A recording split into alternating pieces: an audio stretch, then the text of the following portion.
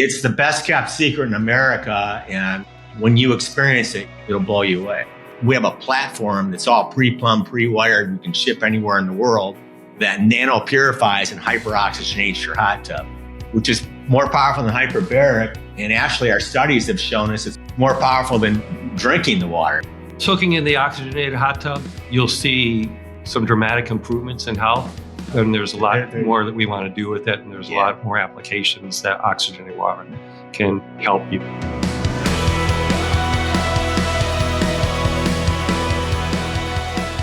Well, it's no secret, I'm a water snob. I'm very picky about my water filtration systems. I'm picky about the kind of bottled water that I drink. And of course, as a result, I've been asked by a lot of people, hey, Ben, what kind of cool newfangled water filtration system are you going to put at that biohacked home that you're building in Idaho? It's no secret. I've been also working on this home in Idaho behind the scenes. And I've been digging a lot into this. I think that many of you know my family's been in the water filtration business for some time via Greenfield Water, but they really don't do any longer, at least, a whole house filtration system. And when that kind of developed a couple of months ago, I thought, well, gosh, I should start to dig into the industry and see who out there is actually doing a really good job with whole house home filtration water systems, who I could rely on as someone who I can recommend to you guys. Well, I kind of may have gotten in a little bit over my head in this case, or a little bit too far underwater, as the case may be, because not only did I find a company that does some pretty advanced water filtration, but it's like advanced stuff, like down to the point of fully oxygenating the water and doing some really cool things I'd never seen before in the water filtration industry. And they also do glass bottled water as well, which is super interesting. So I have been kind of taking a deep dive, pun intended, I guess, into this company, Ophora, Ophora. If you want to check them out, the show notes, by the way, are going to be at bengreenfieldlife.com/Ophora podcast, Ophora. Whether or not you're interested in, the whole house filtration product or bottled water, or just the concept of how you could do things like oxygenate water in the first place, I think this is going to be a fascinating conversation. I've got two folks on the show with me.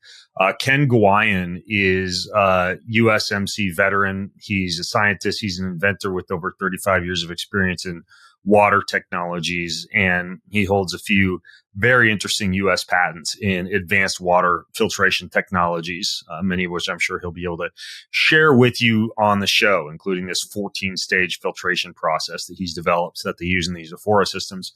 Then my other guest is Dr. Jeff McCombs, who also assists Ophora with their research and studies on oxygenated water. And he specifically has a lot of background in kind of like the food, the science, the health industry. So between both these guys, I'm sure we can get fully informed on all my stupid questions about water. So guys, welcome to the show. Thank you. Thanks for having us. Good to be here. Yeah, and just for my listeners, you did this for me when we first joined, because none of us have actually been in the same room and talked before. But just for people watching the video version or listening to the audio version, who's Ken and who's Jeff? I'm Ken. That makes me Jeff. Yeah. All right, cool. You guys have eerily similar voices. You didn't make this easy. Okay. One of you needs to talk in a falsetto. Jeff, you talk falsetto the whole time, and that'll help us out. So I guess like elephant in the room here is, you guys are probably aware, because I know you've probably heard some of my podcasts. I've done podcasts on things like coherent water. Like there's that company called Analemma that makes the wands that you supposedly stir in the water, that structures water. I've done podcasts on structured water with folks like Dr. Gerald Pollack or my brother and my father at Greenfield Water. I've even done podcasts on deuterium depleted water, or like pulling the heavy isotope deuterium out of water to make that healthier and not gum up the mitochondria so much. But I haven't really talked much about oxygenated water or what that even is. So, I think to address the elephant in the room right here, how exactly do you guys describe oxygenated water to people? It's really the filtration system that Ken created because water is H2O, so it already contains an oxygen molecule. And to oxygenate water in the past, many times they've used minerals, which kind of create cages based on the charges of the minerals in the water.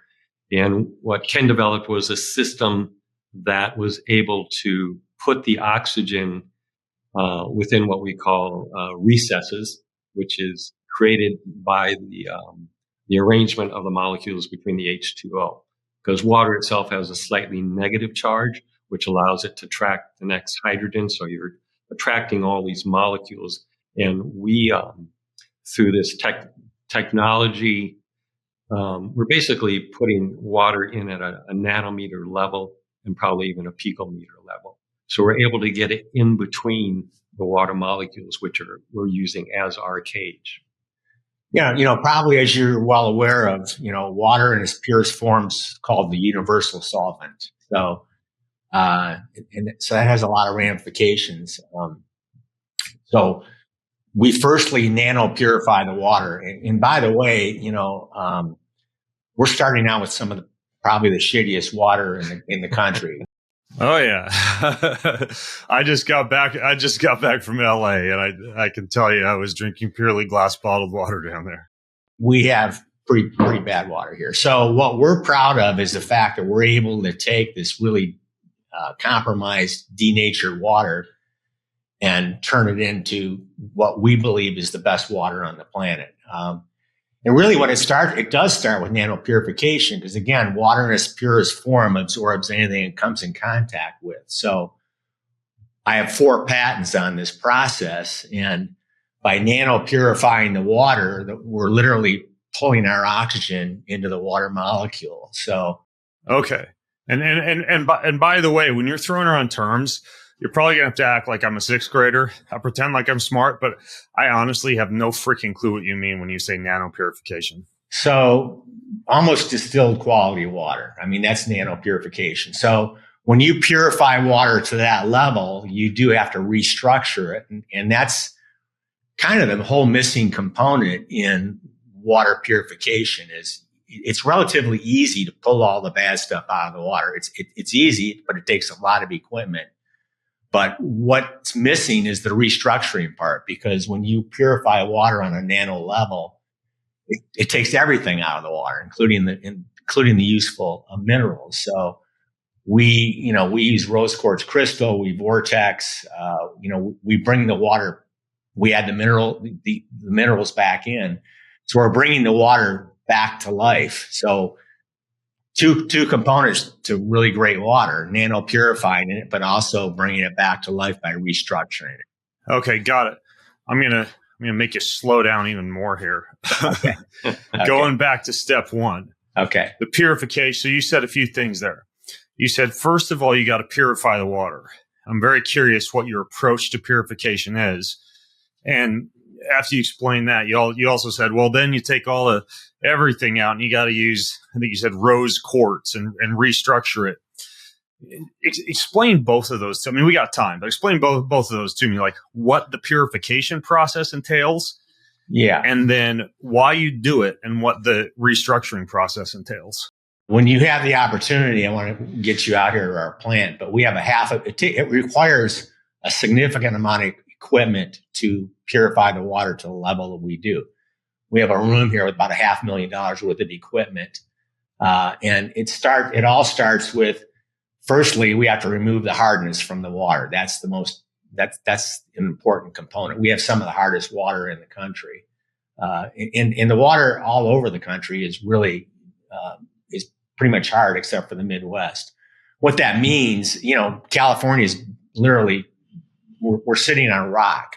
And so water in its pure, you'll hear me say this over and over, water in its purest form absorbs anything it comes in contact with. So the water here is so full of minerals and hardness that we have to start by removing that. Okay. So the more minerals that are in water, the harder the water is. Yes, that's correct. So you have to start there, and it takes a massive amount of equipment, just especially here in California, to remove all that hardness. So that's where we start. And then we have several levels of where we purify the water, and then we add it through reverse osmosis. In today's world, you have to integrate RO. That's the only way. The most difficult thing to remove from the water is the pharmaceuticals and the trace hormones, and you have to integrate reverse osmosis. And reverse osmosis and carbon filtration are the two that I hear about the most. And why would you use reverse osmosis versus something like a carbon block? We use carbon block first. You have to pull out the chlor. We're dealing with municipal water, so the first thing that we have to do is remove the hardness. Second thing we have to do is remove the chlorine. The chlorine will destroy RO membrane. So we remove hardness, chlorine, and then we run it through massive reverse osmosis. And then we also integrate high output ozone, low pressure UV, and several other layers of filtration. When you say several other layers of filtration, what do you mean? We use carbon. We finish the water with organic coconut carbon. That imparts kind of a sweet taste to the water. So yes, you're right. We use a lot of organic coconut carbon in our process. We use it when we start, and we use it when we finish. It really has a nice flavor profile to our water. We've won several awards for the taste of our water. Our water, if you've tried our water, you know how well it tastes. Yeah. I mean, I have. I've tasted at conferences, and also I know that you guys use your plant there to actually produce glass bottled versions that you send out. And I want to get to the whole house filtration, how you can simulate, your plant at somebody's house. But what you just described, this process of carbon block, coconut carbon, reverse osmosis, and multi-stage filtration, I'm assuming that's the 14-stage filtration process that you developed. But then you said after that, you're doing even more, like something more happens to the water after it's filtered. Well, we impart, part of the last process is imparting. We use a sound frequency. So our finished water, is actually water in its purest form absorbs anything it comes in contact with. Our finished water, because it is so pure, number one, we have to bottle in glass. What people don't understand is a lot of the pollutants we're coming in contact with today, all bottled water, as you know, is pretty much reverse osmosis water. RO water is pretty pure water. So it's sitting in plastic. And what happens is that reverse osmosis water, that really pure water, is literally sucking the toxins out of the plastic. So I've been the lone wolf for 20 years saying, you can't drink pure water out of plastic bottled waters because it's just a toxic soup of chemicals. Even if they use what's that company, Fiji? It's like a harder plastic, and they say that some plastics are less likely to degrade. Is there anything to that idea? No. So the worst water, you're right about that. I mean, the worst water is Costco water, because if you feel their bottle, it's very pliable plastic. By the time it hits the shelves, it's 3 to 4 months old. I see it in back of people's cars all day long. It's sitting in the hot sun. That water is a toxic soup of poison, basically, in my opinion. So, we couldn't bottle our water in plastic if we wanted to, because it's too pure and it would absorb all these chemicals. So I've been an advocate of not drinking out of plastic bottled water for years. Yeah, me too. What about stainless steel? Stainless steel is terrific. It's as good as glass. Okay. But in terms of our bottling process, I mean, glass, it's difficult. Glass is heavy. It freezes, it breaks. Shipping costs today are, over the moon.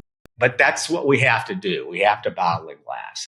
Got it. So you're filtering it, you're bottling it, but it's my understanding, and this is actually one of the things that interested me in your guys' process in the first place, because I could probably kind of figure out how to piece together an RO carbon block filtration and monkey around at my own house and create something. But you've got this whole structuring, oxygenating component as well. So walk me through what happens after the filtration. The great thing about the whole home systems is that it constantly recirculates and restructures, and it's just ongoing, which is what we're trying to do, is mimic nature. So Victor Schauberger was a gentleman who really identified that in nature, rivers flow in curves and the water is tumbled over itself. And that's constantly going on, and that constantly purifies the water, but it gives the water vitality and life. So in our system, we vortex the water. And in that vortexing process, we're also using crystals to basically smash the water against to allow us then to use the oxygen to fill those spaces. So we have to ultra purify it, because in those spaces that we want to use, you have hormones, you have microplastics, you have all these chemicals, the pharmaceuticals. So we have to get those out. So the ultra purification enables us to then put the oxygen in.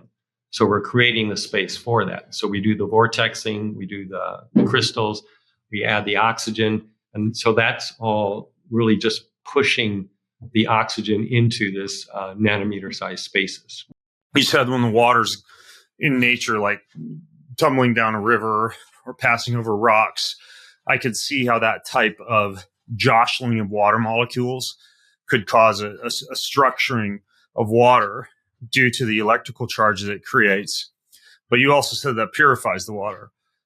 If there's like a dead cow upstream and I'm drinking water up in the mountains hunting, let's say, and it's been tumbling over these rocks and the dead cow's like 500 yards up, I'm still going to get sick. Like the structuring process doesn't actually filter the water, right? Let's back up a minute. So we start by nano purifying the water. You have to start there. And then we go through the restructuring process. Yeah, we take the dead cow out of the situation. Take the dead cow out of the water first. That's what I wanted to clarify, because you said it purifies, but you have to filter before you structure. Absolutely. Correct, yeah. I mean, yeah. The restructuring brings the water back to life. The filter, like you said, you could do this in your own home with the right equipment. Not to the level that we're doing it, but you could get close. Okay, so when you have the crystals then, so the water's been filtered, it's gone through all these 14-stage filtration processes that you described. So we got super pure water. And when it passes through these crystals, what exactly is happening? I mean, I give the bastardized explanation that it affects the electrical charge, but how do you guys describe it?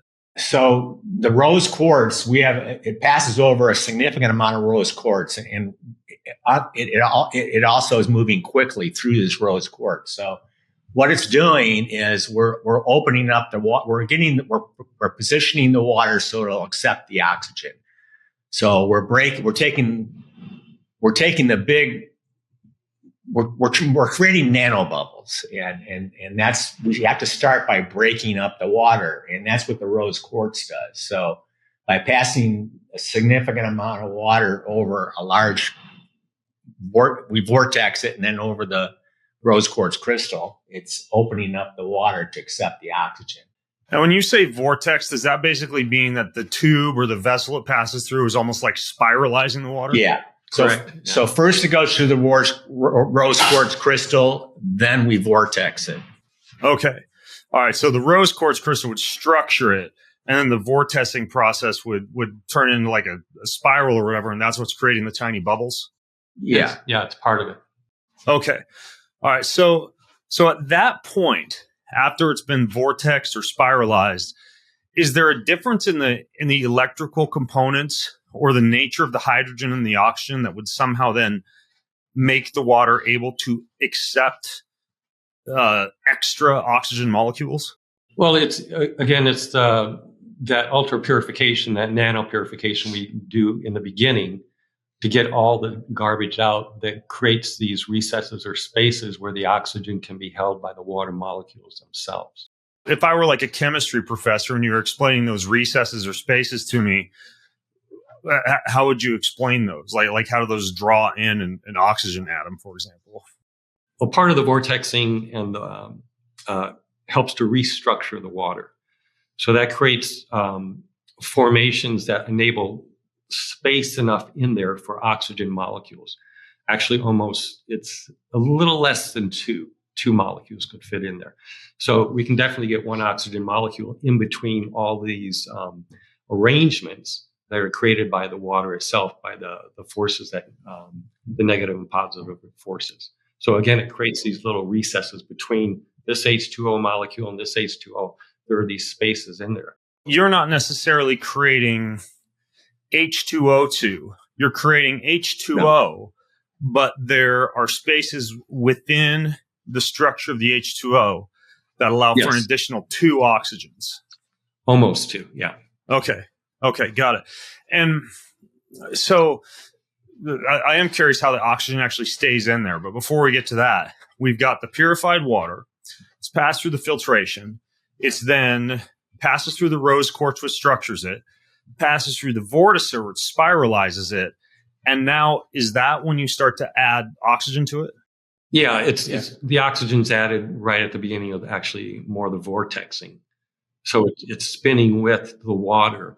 And then as it hits the crystals, that helps to create some separation in the space to allow the oxygen to then fill those voids. Okay, gotcha. So if I were to buy, let's say, one of your whole house filtration systems, does it actually have oxygen tanks in there?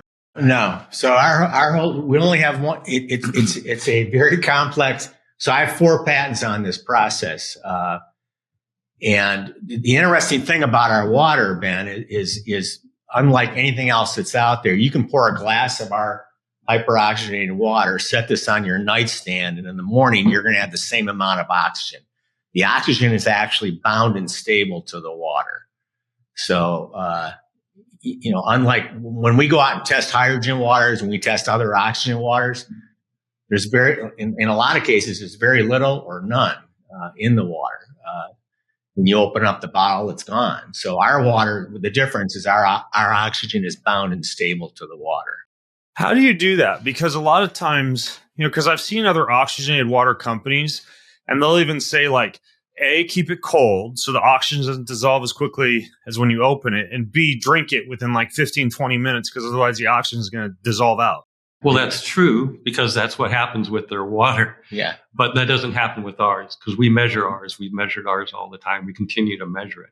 So ours will last over a period of we've measured as far as days. Well, no, years. I mean, we had a woman send in water not long ago. How old was that water, Tim? It's 3 years old. 3 years old. How does the oxygen not dissolve out? Again, there's 4 patents. One of the patents is, so we're breathing 21% oxygen here. We have so part of our system, we have nitrogen scrubbers that scrub. So most of there's 21% oxygen. The rest of it's pretty much nitrogen, other gases, but we actually have a nitrogen scrubber that scrubs out all the nitrogen. It's giving us 99% pure oxygen. So when we take that pure oxygen, if you stick the hose in water, it's just bubbling out, right? So part of our process is we take those large bubbles and we turn them into nano bubbles. And they're so small that they fit in between the spaces that Jeff's just talking about. Mm-hmm. So in the water in its purest form absorbs anything it comes in contact with. It's pulling those nano oxygen bubbles into the water molecule. And that water is bound, that oxygen is bound and stable to that water. And that's why it lasts. You can pour a glass and set it on your nightstand. You got the same amount of oxygen in the morning. That's why it lasts. And a lot of that has to do also with the restructuring process and the crystal formations that are created through this process. If you take regular tap water, the H2O molecules especially the hydrogen, is very dynamic. So they've said it anywhere from 1 billion to 1 trillion times a second, it separates and reassociates. So it's very dynamic. I mean, water is the universal solvent, but if you can structure that water, you get you create more stability in the water to hold the oxygen molecule. Yeah, that makes sense. I mean, I even talked with Dr. Gerald Pollack at University of Washington about that, and I understand that part. But here's what I might need help understanding. And Jeff, I know you do a little bit more with the human body, so maybe you could answer this question. If I want to get more oxygen in my tissues, I have to go into a hyperbaric chamber, right, where I've got pressurized oxygen that I'm breathing, so it saturates the tissues. Or, theoretically, I could do something like intermittent hypoxic training, right, where I'm exercising with an oxygen mask, inducing a state of hypoxia by having the oxygen mask set to low oxygen and then you flip it to hyperoxia, saturate the oxygen while, let's say, you're sprinting, and then go back to hypoxia. And both exercise with oxygen therapy like that, or intermittent hypoxic training, or the hyperbaric chamber, those are two ways you could saturate with oxygen. But if I were to just wear an oxygen mask, I'm not going to get more oxygen into the cells because they're A, not under pressure, and or B, not in a hypoxic state. Now, if I were to drink water with more oxygen in it, how the heck is it going to get more oxygen into my body unless I'm doing it, while I'm in a hyperbaric chamber or something like that? Yeah, well, there are two ways to think of water. There's pressure, which is going to be hyperbaric, and that's how it functions. And there are gradients. So even as we just breathe normal air, oxygen comes into the tissues through these different gradients from 21% in the air, except if you're in LA or someplace it's less than 21%. Then it's just moving down through gradients till you get all the way to the skin, which only gets about 1% of whatever you take in.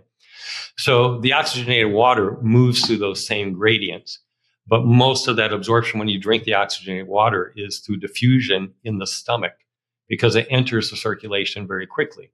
Red blood cells carry the oxygen. It's the hemoglobin molecule that carries the oxygen. And that gets saturated pretty quickly. There's not a lot of room to carry more oxygen.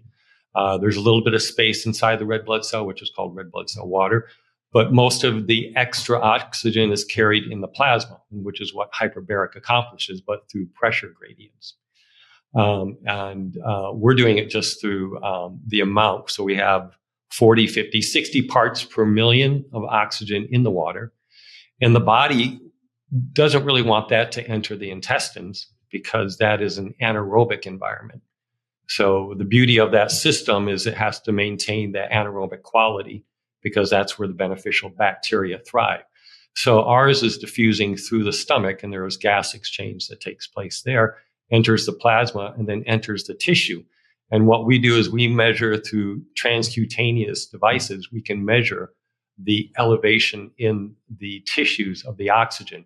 It's not in the blood, it's not in the plasma. We're actually measuring it in the tissues, and it's delivered there within minutes. That's interesting. So what's a transcutaneous measurement look like? Well, we've done this, and it's, this is where a lot of these application principles come in. It'll boost,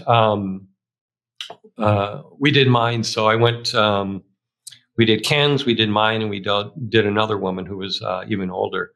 And so my was 73 millimeters per hemoglobin, and it boosted up to 77. Because I work out more than Ken has the opportunity. Ken's was 68, boosted up to 73. Ken, I think he just called you a couch potato. I think so. And, I caught that. And then the other woman who was even older, because as we age, we carry less oxygen in the blood, we get less oxygen to the tissues. Hers went from 62 up to 73. So we measure these, and then, I have the experience because I'm not a couch potato like Ken, that when I go to the gym, that I do more pull-ups, I do more push-ups. So I have the benefit. I recognize it right away because I've had that experience of drinking the water before I go in and doing it when I don't. And there is a difference. I'm carrying more oxygen. So, the transcutaneous measurement, I'd love to hear what that, like where you could get something like that. But I'm assuming if I were to wear like a pulse oximeter, that it's not going to show the tissue oxygenation levels because it's looking at plasma or blood, right? That wouldn't be a way for me to test this at home. Correct. It's mostly looking at the hemoglobin. So this is what the hemoglobin's carrying. So the transcutaneous is actually going to measure what's going into the tissue. Okay. And is there like an at-home way to measure transcutaneous, or do you have to go to a special lab to do that? The device we purchased was a Precise 8001. I think it's now a Precise 8008. It's a machine that costs about $6,000, but it does one monitor, and you strap it on and drink the water, and you see it boost, and you see it just slowly decline over the period of about 45 to 60 minutes. Huh. Interesting. And how do you know that for you, like with the pull-ups and everything, that it wasn't placebo, that it wasn't, hey, I'm, drinking oxygenated water, fancy unicorn tears in my bottle, I'm going to go do more pull-ups? I've had the experience of trying it with it and without it and going back to it. I don't really have a belief in it. I was just trying to see what it would do. I wasn't carrying out an expectation that this was making me, superhuman all of a sudden. Okay. How about actual research? Has there been research conducted on anything related to oxygenated water or the filtration process that you guys use, or plant growth, human performance, anything like that? There's not a lot of research because what we do hasn't been done before. In the past, they've again used these mineral complexes, but that's pretty fascinating. So there's a company called Revelesio, and they used to be in the game of making oxygenated water. And Russell Wilson, who the quarterback, when he was with the Seahawks, he was drinking their water, and he credited it to helping him recover from the concussions that he had. Revelesio gave up the bottled water market, and they went into basically medical treatment with oxygenated water. And they've had to, it doesn't carry as much oxygen as ours. It uses the minerals. They've had to make some changes to be able to apply it in a hospital setting where they've nebulized it, they've injected it, and they've shown it. They had a study, they just published the results of that study last week with ALS, amyotrophic lateral sclerosis, and it was preserving, it was slowing the progression of ALS. They've used it with MS that shows reduction in inflammation. They've got some serious backing of, I think, close to 60 million that they've taken in to do this. But they've demonstrated this over and over. And then there have been some smaller studies, a women's college in Texas, where they measured the performance enhancement that was from the water. You're probably familiar with Dr. Brooks' work in lactate shuttle. And elite athletes tend to have a much more fine-tuned system. And usually in every study, you use an elite athlete because the system's pretty dialed in.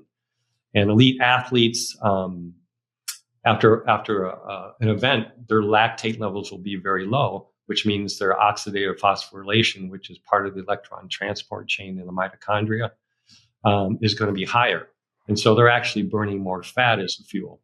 Yeah, that and they have elevated core recyclability, meaning a lot more of the lactose is reconverted into glucose, in addition to less of it being produced in the first place due to more aerobic efficiency, so less reliance upon an anaerobic system.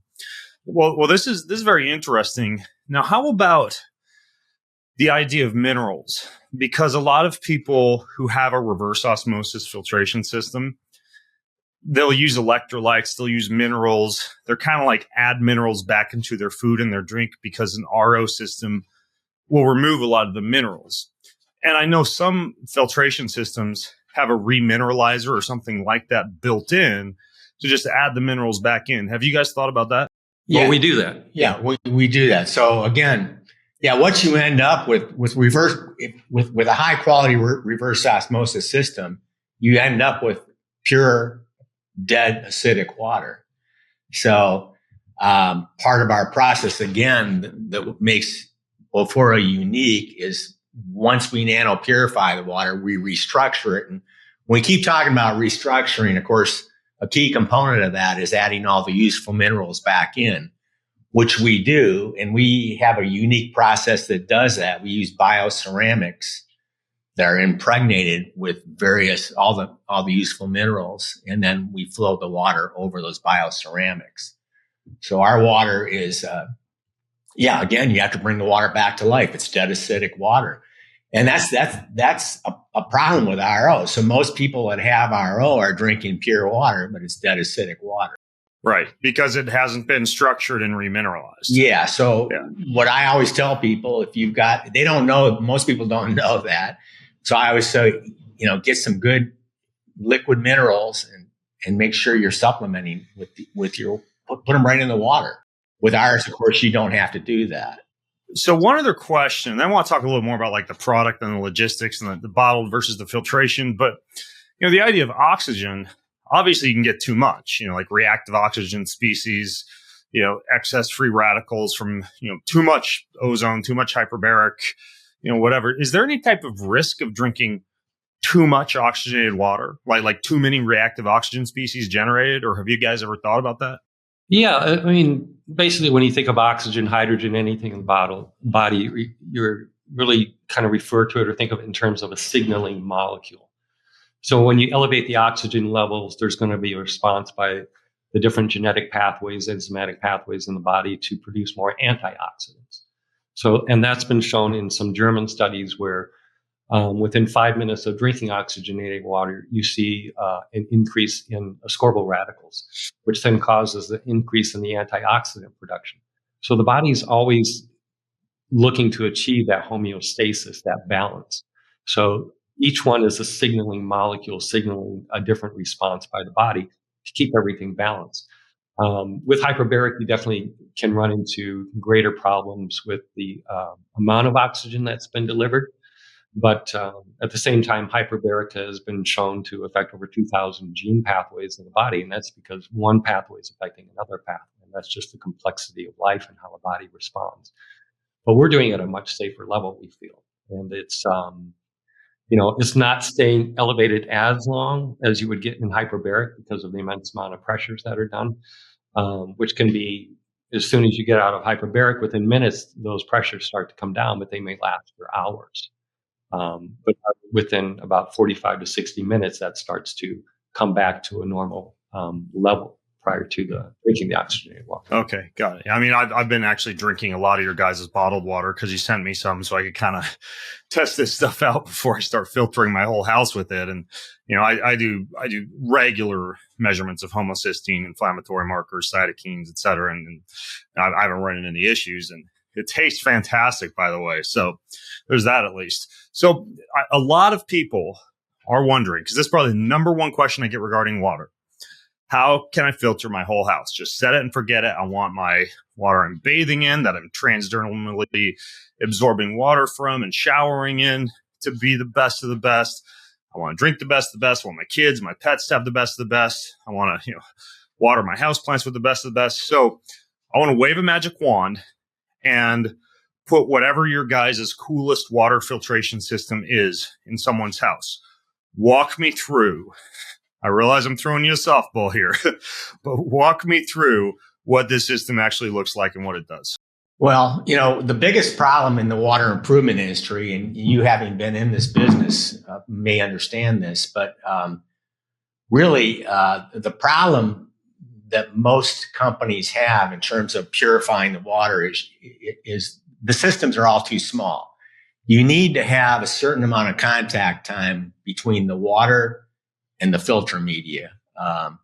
And that's, so our systems are larger in that, for example, we have to pre-filter the water by removing all the hardness and run it through a sediment filter. And then the next part of our filtration is a large media tank. Our tanks hold over 350 pounds of various media, filter media. And that's what we do, I think, better than anybody, is there's not enough it's like these shower filters. People have these shower filters, these tiny little, there's a lot of shower filters out there. Most of them do very little because there isn't enough contact time. Oh, I see. Yeah, that makes sense. That's a big problem. And, if you look at all of our systems, like we have a very robust shower filter. It's massive. It's a large filter that goes on your shower. Most women hate it because it's not attractive. But you wouldn't need that if you had the whole house system, right? Yeah, that's right. So a lot of people can't afford, I'm jumping around here. I'm sorry. But a lot of people can't afford our whole home system. So, 80% of the pollutants we come in contact with every day is from bathing and showering. So it's a big deal. So back to the whole home. So, we take the hardness out. We have a sediment, a larger sediment filter than anybody uses, and then a large media tank with various medias, coconut carbon, KDF. You're probably familiar with KDF, pulls out all the heavy metals, and it's pretty massive. Yeah, I forget what KDF stands for. It's a brand, actually. It's a brand of it removes the heavy metals. It's primarily removing the heavy metals from the water. So you have to have that KDF material. So it's just a matter of properly oversizing all your filtration, which is what Ofora does. And then, So our whole home systems are filtering down. When you start to talk about filtering, it's like, how low do you go? So, most companies that are selling whole home systems are saying, you can drink. So we have you've probably heard of Life Source, right? No, never heard of them, but I don't get out much. Oh, okay. Yeah. So, right. So we have, when you purchase our whole home system, we also supply you with an under the counter system with very robust RO. The only way to remove everything from the water is reverse osmosis. To do that for a whole home system is expensive. So, really expensive. A massive RO system. And we do our top of the line system, it's called our Ultra system, integrates large reverse osmosis as well. And that's the only system actually that also introduces oxygen. We only have one whole home system that produces oxygen. Okay. So if I'm at your website right now, listen to this podcast, I'm at your website, which one would I get that has the filtration and has the oxygenation? What's it called? It's the Ultra Estate system. Yeah. Ultra Estate. ULTRAESTATE. Okay. All right. Gotcha. That integrates a very, two issues with the reverse osmosis. It's very slow. To make RO water is slow, and it produces wastewater. So how we get around, we oversize the RO massively, so that it can. That's our whole home system, RO system. It's the RO membrane is huge. It's probably weighs 70 pounds. Yeah, so it doesn't slow the system down. It doesn't slow the system down. So we're actually able to take a whole home, big, some of these houses we're dealing with out here are massive. And the system is able to purify in on a nano level. So to purify on a nano level, you have to integrate reverse osmosis. So where I'm going with all this is that you have to have our standard whole home systems don't nano purify. When you're nano purifying, you're taking the water down to 0.0001 microns. Human hair is 10. So, and the only way you can nano purify to that level is with reverse osmosis. So that's why we have a reverse osmosis under the counter system that also goes along with our whole home system. Right. So you could get the whole home with the undersink, or you could get the Ultra Estate. Yes, correct. And if you got the Ultra Estate, you wouldn't need under the sink. That's going to give you nano purified hyperoxygenated water out of every spigot in your house. If your dog's drinking out of the toilet, he's drinking nano purified hyperoxygenated water. Okay, got it. So, and by the way, for those of you listening in, if you go to bengreenfieldlife.com/Ophora podcast, OPHORA, I'll show you some photos that include links to this stuff. But follow me on Instagram, because at some point, once we finish installing the estate out at my Idaho house, I'll do a video walkthrough for you guys to show you what it looks like and how it's installed at my place, because I think it'd be very interesting to see boots on the ground. Yeah, I can't wait to get that installed. So yeah, it's a little confusing because people go, well, why do I need an under the counter filtration system when I'm buying this whole home system? And that's, again, because you have to integrate for your drinking water. You want to take everything out, strip it 100% and start over. And that's what you're doing with an under the counter reverse osmosis. Now, for somebody who just wants like some water to drink, I know you guys in retail, and you also ship it, have this big plant that you're talking about that you have that does all this and then bottles it, and you ship out the bottles. How does that work exactly? Do people just get on like a subscription service, or can they order a case, or what's that look like? Yeah, primarily subscription. We're in high-end health food stores across the country, but primarily subscription. We have people that we're shipping water out to them every week. Okay. And then for that, I'm sure you get asked about this, but is that environmentally sustainable to ship out like heavy glass bottled water? No, that's why we're in the whole home. That's why we're in the water filtration business. We started with the water filtration business. So there's no bottled water that's sustainable. Right. But if people wanted to see what it tastes like, they could at least order some, before they were to invest in like a whole house system just to see what it feels like. Absolutely. And in a lot of cases, people are still when you purchase one of our systems, you get 2 free cases of our water. And then you also get a significant discount because really, we're bottling 40, 50, 60 parts per million. And a lot of our clients are actually still continuing to order our bottled water on a smaller scale. On a significantly smaller scale, but supplementing with it. Right. Yeah. So the shelf life on something like the whole house system, obviously 14-stage filtration process, there's got to be stuff that you would have to occasionally like change, replace, filters you got to replace, stuff like that. Like what's the upkeep on something like this like? Yeah, so I'm an engineering nut. I'm crazy about stuff not breaking. To a fault. So we over-engineer our equipment. We oversize our equipment, and I'm determined to make all of our systems so it's a once-a-year maintenance, and I've accomplished that. So our big filter media tanks that I was telling you about that have the 350 pounds of various medias, you don't have to change that media but every 10, 15 years because it has an automatic back flush head on it. So every day at the end of the day, it's reversing the water and cleaning that media. So all of our systems, Ben, once a year, you have to change your sediment filter. You have to change your UV bulb. That's kind of it. So is that something that the average plumber would know how to do, or do you guys have to send somebody to somebody's house to do something like that? Yeah. So all of our systems, of course, come with really great instruction manuals. Normally when we go out, like when we come out to install your system, or I think we're having your local plumber's going to install it, and we're here to assist with that. But